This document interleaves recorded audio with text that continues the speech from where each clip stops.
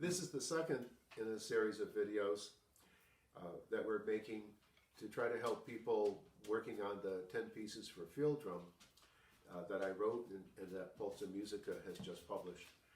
And in this video, I'm going to do two separate ideas. One is, I think it would be helpful to show you the way that in our tradition here in Connecticut, we have devised a way to run down rudiments and to practice the traditional rudiments, because that affects a lot of the style and the kind of sound you get in playing these pieces.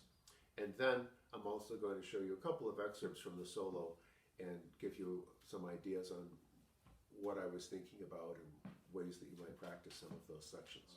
Fundamental thing that this traditional Connecticut style is based on is running down the long roll and the other rudiments. But playing a long roll, as I'm going to show you, is something that drum students would do every week for years. In our individual competitions that we used to have, the long roll would be run down at every contest. And as my teacher, Paul Cormier, would always say, if you had a mediocre long roll, your chances of winning the competition were kaput before you even got to play your solo or anything else. So a lot of attention was put into this. And I think it's a very good system. So I still use it, and I still practice this way myself. So I don't want to just play the rudiment for you, because I don't think that's very helpful from an instructional point of view. I want to explain the different parts of running down the long roll and why this system works for the kind of drumming that we do. I was taught originally to run down rudiments like this, but not by a competitive rudimental drummer. And I was told that the beads of the sticks would be at my eye level, and then I would do something like this. And I think that's fairly common. A lot of people do that. But when I heard the really top competition drummers play, I didn't know how they did what they did, but I knew it sounded very, very different from anything that I had learned. And when I met Paul Cormier when I was 15, I asked him if he would teach me how to do it that way. And he said, oh no, you can play, you don't need to do that. That's just an old-fashioned system. And I pleaded. So he said, well, all right, this is how it's done. And I'm so grateful for that, because it made my drumming much more pleasurable for me to do, as well as allowing me to get different kind of sound than I ever had gotten before. So the first thing people notice, and oftentimes they think it's kind of silly, is that you start with your hands at eye level like this to get ready to do the long roll. Sometimes your hands might be, looking in a mirror, I can see sometimes my hands are a little lower than eye level, but pretty close, pretty high. And the idea of that is this. It's not so important that the sticks point directly straight up or that you look like a little tin soldier standing there. Actually, the top drummers tend not to look that way. But what's important is that you want your shoulder to be involved. You want your upper arm to be involved, and you drop your arm down like this. And you haven't broken your wrist yet. And then there's a forearm rotation, and that gives you that first stroke. And you immediately come back up. So the basic stroke is this. Then the second stroke of the long roll starts here, and then you come back up. You do the same thing with your other hand. Your right hand comes down, and it's a forearm rotation. In this style of drumming, we never use this hinge motion.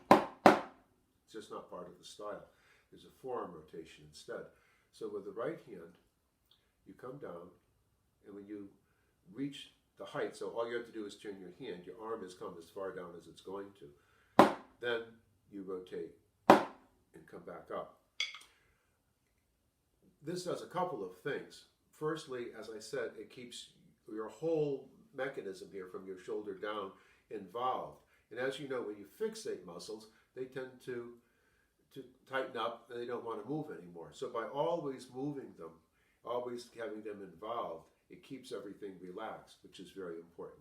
And also, this forearm rotation gives you a pretty solid forte all the time, pretty effortlessly. You don't have to work. The top drummers in this style who I would see growing up, it's a almost dead style now. Almost nobody plays this way. But all those drummers I used to see, they would play quite loudly. Guys in their 60s would play quite loudly and march in 2-mile parades and just play forte throughout, no problem, because it's a pretty powerful style and a pretty effortless style. So I'll give you an idea of how you would start the long roll. If this were a competition in 1960, I'd be trying to do this.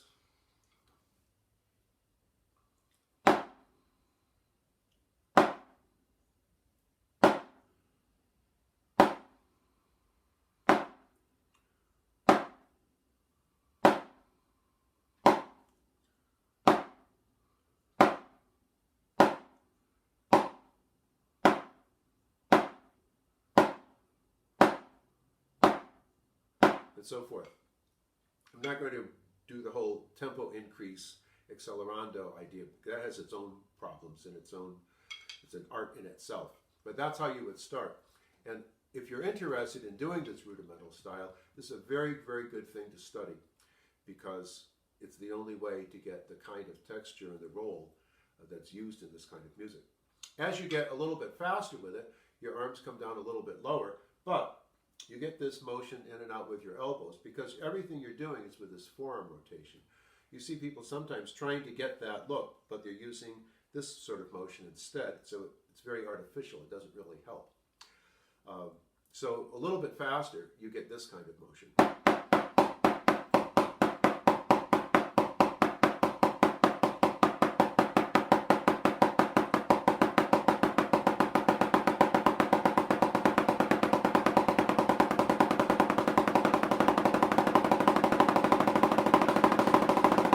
Very important to practice softly as well. You can see the same motion is going on, it's just minimized.